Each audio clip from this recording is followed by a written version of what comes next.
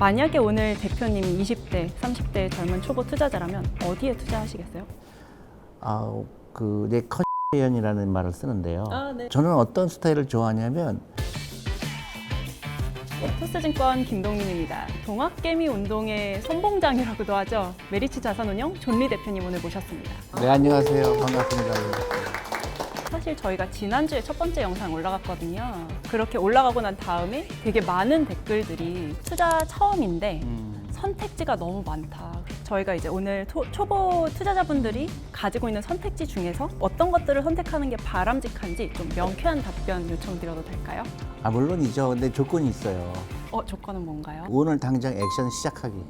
네. 그것도 네, 너무 좋은 것 같아요. 예를 들어서 자기 전에 계좌를 열어라. 좋은 얘기 들었다. 이제 뭐 그런가 보다 하고 그러면 안 되고 네네. 이제 액션. 그 습관을 만들 수 있는 그런 방법 존니 대표님이랑 그렇죠. 한번 찾아보도록 영리하게. 하겠습니다. 네. 그래서 투자를 결심하는 첫 번째 단계에서 사실 많이 맞닥뜨리시는 고민들이 1번 100만 원이든 내가 가지고 있는 돈으로 투자 지금 시작하기, 아니면 2번 시드머니 한 1,000만 원 정도 모으고 투자하기. 대표님은 어떻게 선택하세요? 둘 다 틀렸어요. 그러면 만 원부터 해야지. 왜 100만 원까지 기다려요? 100만 원 없는 사람은 어떡하라고? 그래서 오늘 하라는 거예요. 오늘 만 원도 일시키고 5만 원도 일시키고 1,000원도 일시키고 계속 일시켜야 돼요. 많은 사람들 그렇게 얘기하죠. 시드머니를 적어도 한 1,000만 원 모아야 되지. 네. 그때부터 그거는 지극히 잘못된 시각인 게 빨리 부자가 되고 싶어서 그래요. 매일 운동하듯이. 이건 이제 파이낸셜 피트니스라고 그래요. 네. 즉 건강 상태가 이제 안 좋잖아요. 예, 그럴 예. 경우에 어떻게 하죠? 운동하잖아요. 네, 근데 네. 갑자기 막 역도 들겠다고 난리치면 죽죠. 네. 우리가 매일매일 조금씩 뛰는 거, 엑서사이즈 하는 거, 그게 이제 부자가 되는 방법이에요. 저 그 얘기 대표님이 하신 거 되게 많이 들어봤었는데, 자산이 나를 위해서 일하게 한다라는 게 뭐예요? 쉽게 얘기해서요. 여러분들이 직장에 다니잖아요. 네, 네. 내 직장에 다니는데 내 노동, 그다음에 시간을 주면 거기서 월급을 주죠. 자본가가 된 경우는 네. 내가 회사 주인이 된 거예요. 만약에 제가 삼성전자 주식을 들고 있다, 카카오 들고 있다 하면 나는 놀고 있어도 카카오가 일을 하는 만큼이 사실 나한테 들어오는 그렇죠. 것이다. 그 원리를 이해하는 거예요. 그게 이제 자본의 증가 속도가 훨씬 더 빨라진 거예요. 아, 그러니까 토스증권이 네. 돈 버는 속도가 훨씬 빠르지. 토스증권에 일하는 네. 직원들의 월급이 올라가는 속도보다 네네. 근데 너무 그런 이해됩니다. 거예요. 그러니까 내가 토스증권을 소유한 사람과 토스증권에서 일하는 사람의 부의 차이는 점점 빨리 벌어지는 거예요. 그러니까 제가 노동력으로 취할 수 있는 이득보다 자본으로 취할 수 있는 이득의 증가 속도가 훨씬 더 빠르다. 그걸 이해하는 사람과 이해하지 못하는 사람의 차이는 엄청나겠죠. 만약에 주식으로 이제 내가 시작을 한다라고 하면 그렇게 마음을 먹고 난 다음에 의외로 되게 초보분들이 많이 고민을 하시는 거가 국내로 시작할까 아니면 해외로 시작할까예요. 대표님은 어떤 권하시나요? 아니요. 그러니까 그건 아무런 의미가 없는 게 내가 갖고 싶은 회사가 미국에 있으면 미국 주식 하는 거고 네. 한국에 있으면 한국에 하는 거예요. 근데 이제 사람들이 잘못 알고 있는 게 미국 주식은 좀 안정성이 있어 보이고 한국 주식은 좀 안전하지 않은 것 같고 그게 이제 잘못된 편견이죠. 20년 전에 한국의 투명성은 완전히 바닥이었죠. 네. 근데 지금 IMF를 겪으면서 굉장히 좋아졌거든요. 나는 한국 주식이 좋다고 생각하는 이유의 가장 결정적인 게 퇴직연금의 주식 비중이 세계에서 꼴찌라는 사실. 그러면 이제 기관들이 많이 들어올 수 있는 여지가 있다라는 말씀이신가요? 굉장히 더 많죠. 그러니까 그 회사들의 시가총액이 늘어날 수 있다. 그러니까 예를 들어서 우리 쿠팡이 미국에 가니까 얼마 받았어요? 50조 받았죠. 맞아요. 놀랍죠. 네. 그러니까 왜 미국에 가면 50조 받는 회사가 한국에 오면 몇 조 받았을까? 하면 상장도 안 됐을 거예요. 한국 주식이 그만큼 싼 주식이 많을 수 있다는 거예요. 펀더멘털에 비해서. 좀 이어지는 고민인데요. 초보 투자자들이 1번 높은 수익률을 기대할 수 있는 곳에 집중 투자를 한다. 아니면 2번 조금씩 나눠서 여러 곳에 분산 투자를 한다라고 하면 대표님은 어떻게 고르시겠어요? 당연히 분산 투자죠. 네, 왜냐하면 이 회사가 정말 많은 나한테 부를 갖춰줄 거라고 생각했는데 변수가 너무 많잖아. 이 회사 잘못되면 큰일 나죠. 예, 네, 그래서 주식을 고르는 거예요. 나름대로 내가 갖고 싶은 회사가 뭔가. 네. 그러면 한 달 동안 계속 사봐야 되겠다. 네. 근데 절대 수익률에 연연하지 말 것. 수익률에 그리고 계속 사보는 거예요. 네. 적어도 20개 종목은 돼야 돼요. 아, 적어도 20개 종목이요. 이게 생각보다 종목이 좀 많은데요. 그렇죠. 20개 종목에 투자를 한다 그러면 어떤 기준으로 조금씩 늘려나가면 될까요? 그러니까 이제 내가 뭐 분산을 위한 분산하는 게 아니고 네. 보통 이제 탑다운이라는 게 있고 네. 컨슈머 섹터에서 네. 하나 고르고 저기 전자 산업에서 하나 고르고 네, 뭐 삼성전자, LG전자, 뭐 또 등등등. 헤비 인더스트리 뭐 중공업, 중공업이라든가 그렇게 하나 고르는 방법이 있고 네. 그건 아니고 좋아하는 회사를 먼저 고르는 거예요. 이 화장품 회사도 골라보고 네. 또 저기 인터넷 회사도 골라보고 네. 또 뭐 물류 회사도 골라보고 해서 골라봤더니 자연적으로 분산이 되는 경우도 있어요.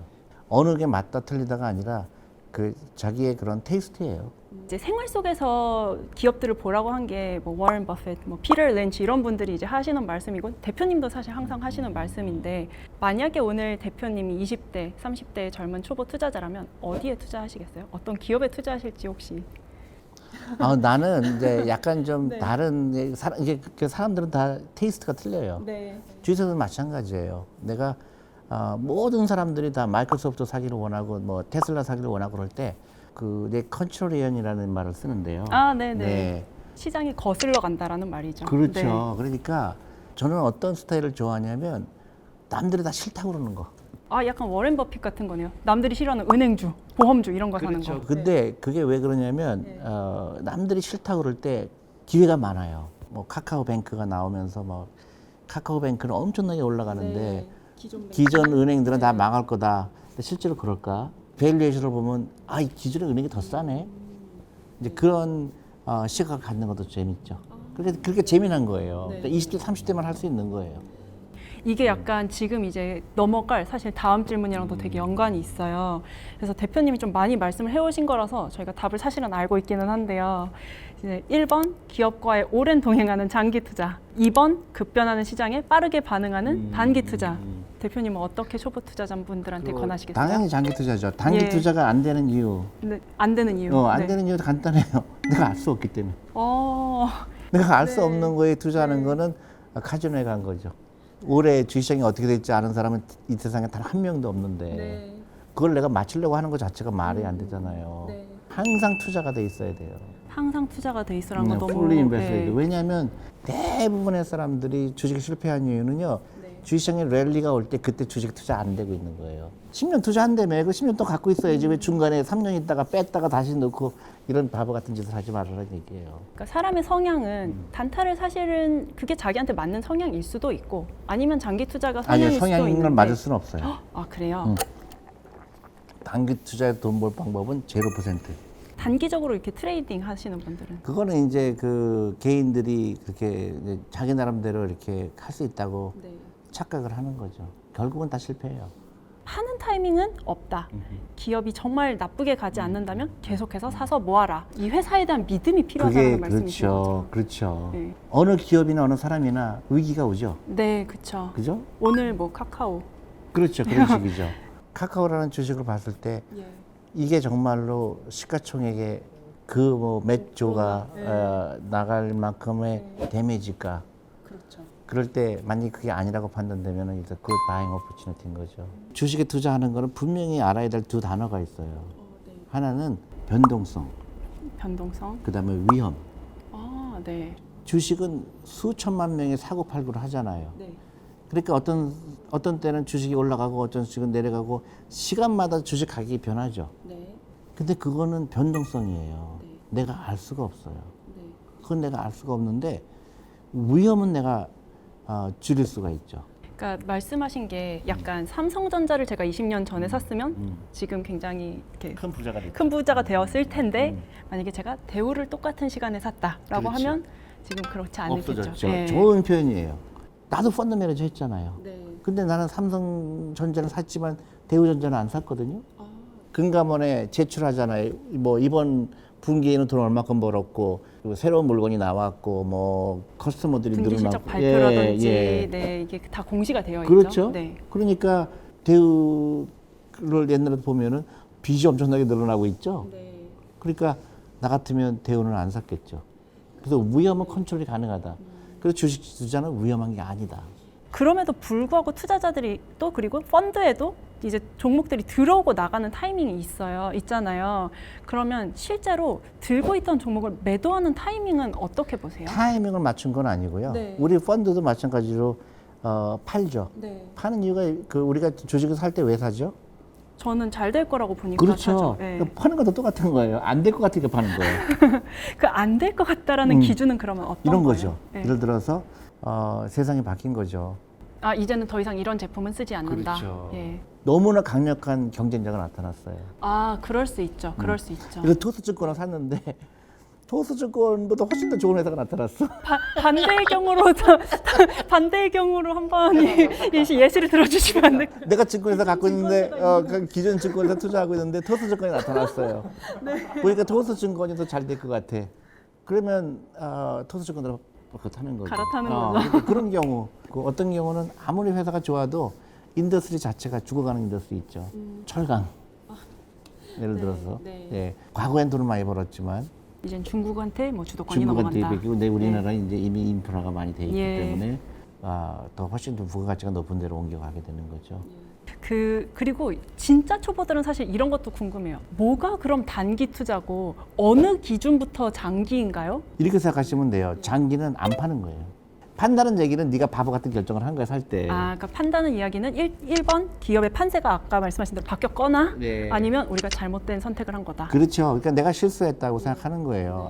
내가 이 기업이 좋은 줄 알았더니 내가 멍청했구나. 그런데 뭐 100년 가는 기업 이런 건 사실 많지 않잖아요. 그렇죠. 그러면 이제 그러니까 우리가 그것도 이제 세상이 변한 거죠. 네. 그러니까 그 옛날에는 그 라이프 사이클이 10년, 20년이었던 게 지금 뭐 3년으로 줄어들었고, 네. 그러니까 이제 생각이 좀 더 거기에 뭐랄까 적응을 해야 되는 거고, 네. 그래서 주식 투자의 중요성이 더 커지는 거예요. 너무 감사드려요. 근데 올해 만약에 제가 1월에 주식을 시작했다? 그러면 사실은 많이 재미를 보신 분들은 없을 것 같아요. 그리고 그럴 때 이제 초보 투자자들의 멘탈이 흔들리고 수익률을 보지 말라고 해도 어떤 마음을 가져야지 저희가 좀 투자를 오랫동안 건강하게 그러니까 그 승률 보지 말고요. 네. 계좌 보지 말고 네. 주식 숫자를 봐라. 내가 보유한 주식 숫자가 그렇죠. 늘어나는지 내가 줄어드는지. 지금은 이제 오늘 시작했으니까 아마 그 지극히 작은 주식 네. 숫자일 거예요. 네. 펀드를 사건 2주가 되고 10주가 되고 50주가 되고 네. 500주가 되고 그게 한 5년 정도는 필요해. 5년 정도 되면 네. 이제 정말로 의미 있는 내 네. 규모가 돼요.